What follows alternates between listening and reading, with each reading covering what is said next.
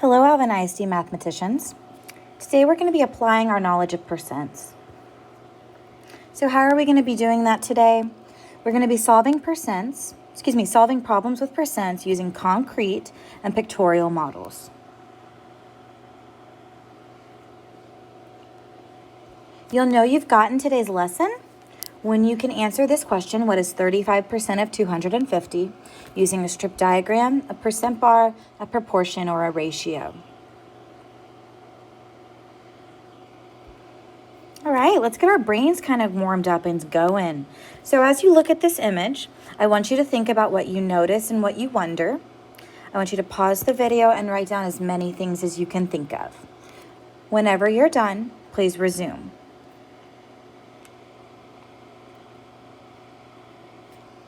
All right, I'm so glad you're back. When I look at this, I notice that the 60% is only arrowing to 6 tiles, but there's 10 total tiles. I also notice that there's a 40 on the very far end of the strip diagram. And I'm wondering if this is kind of like how we used strip diagrams when we solved ratios and rates.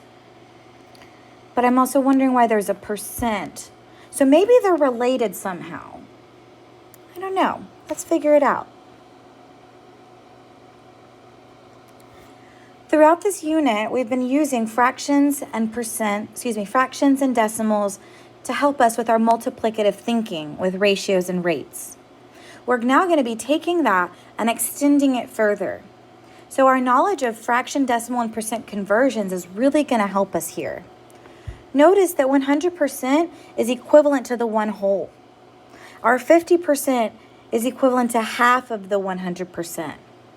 25% is equivalent to a fourth of the whole. Be thinking about these things and these images as we move further into the lesson. All right, we're going to model today with some percents using some hands-on things. So grab 10 square tiles. If you don't have square tiles, grab 10 sticky notes or cut a piece of paper into square pieces, anything you have around the house. If you don't have anything like that around the house, but you do have access to the internet, you can go ahead and use your bookshelf and go to the square tiles part of your bookshelf.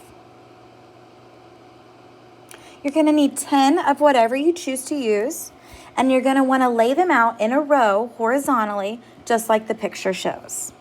So go ahead and pause the video and grab all of the materials that you will need today. All right, so we should have our 10 tiles or any material that we're choosing to use today for our learning, and they should be spaced horizontally right next to each other. So if this whole strip of tiles represents 20, so this entire thing represents 20. I want to know what numerical value does each individual piece have. So go ahead and pause this video. And I want you to write the value of each tile on the top of it. Whenever you're done with that, go ahead and resume.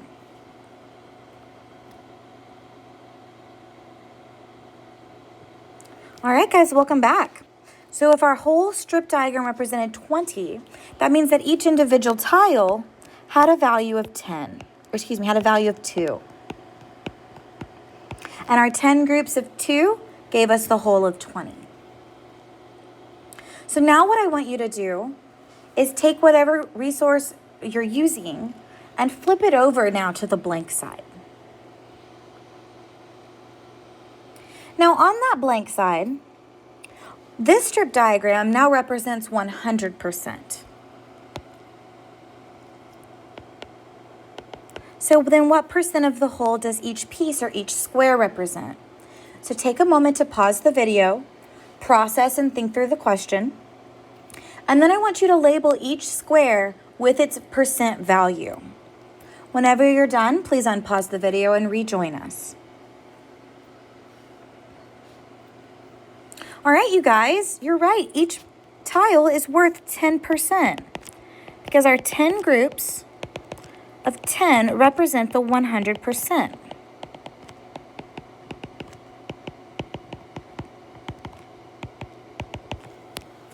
Very good. So then to kind of bring it all together, each individual tile represented 10%, and it had a numerical value of 2. So each tile represented 10%, but also 2. Let's kind of think about that. Let's build that up. So my 10 groups of 10% gave me my whole of 100%. And then my 10 groups of 2 represented my whole of 20. So this entire strip diagram represented 100% of my number, which was 20.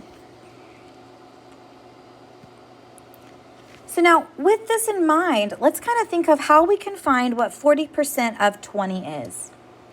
So I want you to take a moment and pause the video, and whenever you're ready to rejoin and you have your solution, unpause. All right, you guys, welcome back. Notice our strip diagram. We knew that 20 represented 100% of our number, which we've connected up here to our knowledge of ratio tables.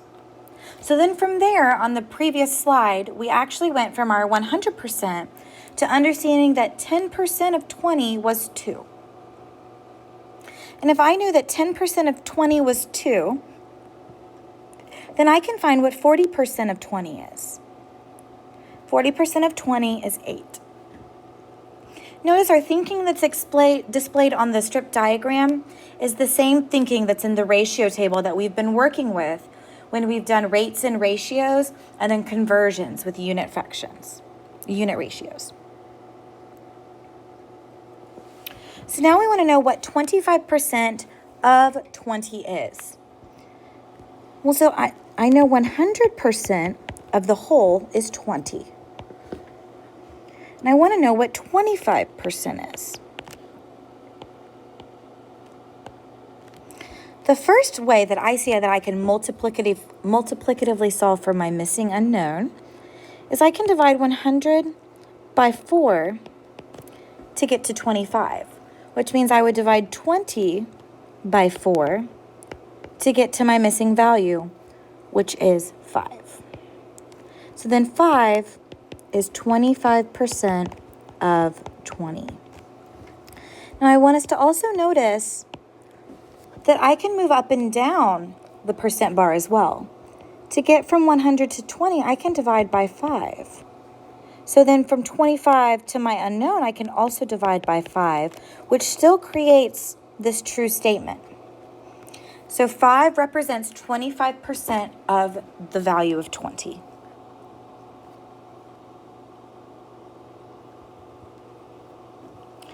Now we want to know what 36 is 75% of what number. So now I know that this 36 value represents 75% of a number that I don't know what the whole value is. But I know that percents are always based out of 100% as a whole. So I want to think about how I can get from 75% and 36 to 100% in my unknown. So I recognize that I can get from 75% to 25% by dividing by 3, which means 36 divided by 3 gives me 12. So 12 represents 25% of my unknown number. Well, then now from 25%, I can scale up to 100% by multiplying by 4. Which means I'll scale 12 up to the unknown value by multiplying by 4. So my missing value is 48%, or 48.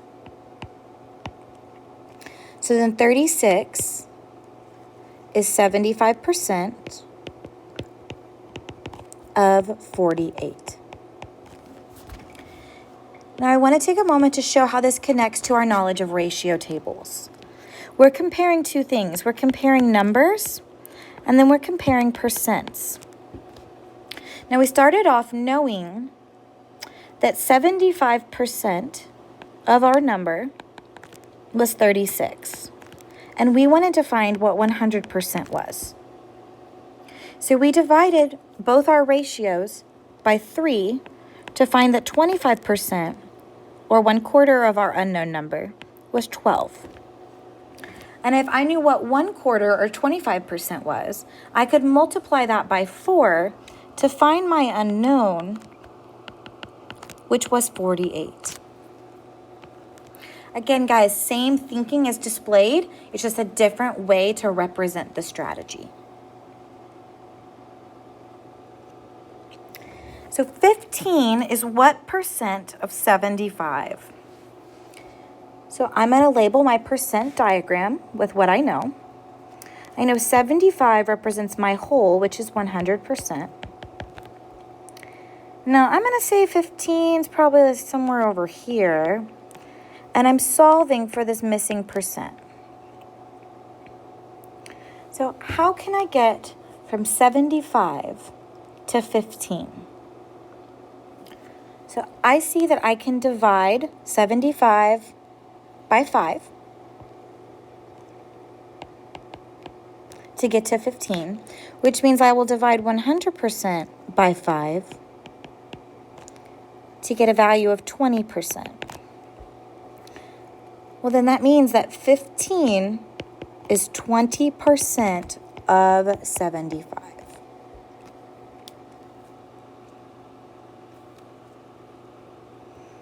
All right, now we have 45% of 150. So 150 represents my whole, which is 100%. And I want to know what 45% is. So I want to think about how I can get multiplicatively to 45. So I have to think about factors of 45, which I know 5 is a factor of 45. So if I can get to 5%, then I can get back up to 45%. So to get to 5%, I will divide 100 by 20, which means I'll also divide 150 by 20. And when you divide 150 by 20, you get 7.5, not 70.5. You get a value of 7.5. And now that I know what 5% is, I'm going to multiply 5 by 9 to get to what I'm trying to find.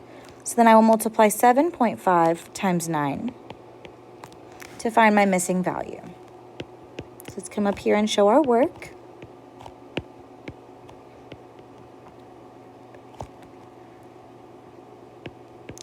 So we get that 67.5 is 45% of 100.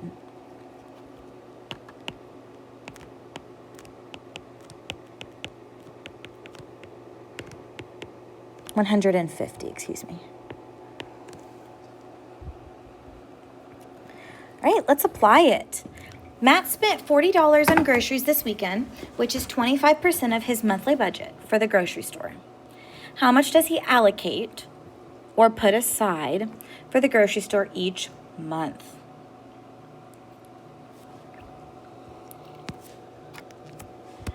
So I'm going to draw my strip diagram. And I know that this $40 only represents 25% of his budget. I want to know how much he allocates or gives away, puts aside for the grocery store every month. So that's going to actually represent his whole budget for groceries. So I see that I can multiply 25 by 4 to get to 100%. So then I will multiply 40 by 4 to find my entire grocery budget. So 4 groups of $40 is $160. So his grocery store budget is $160.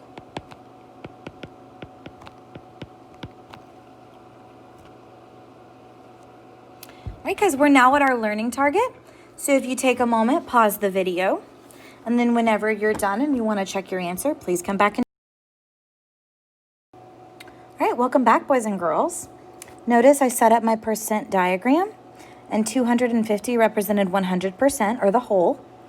So then I divided by 20 on both sides to find 5%, which was 12.5. And if I know 5%, then I knew I could multiply by 7 to find 35%. So 12.5 times 7 gave me a value of 87.5.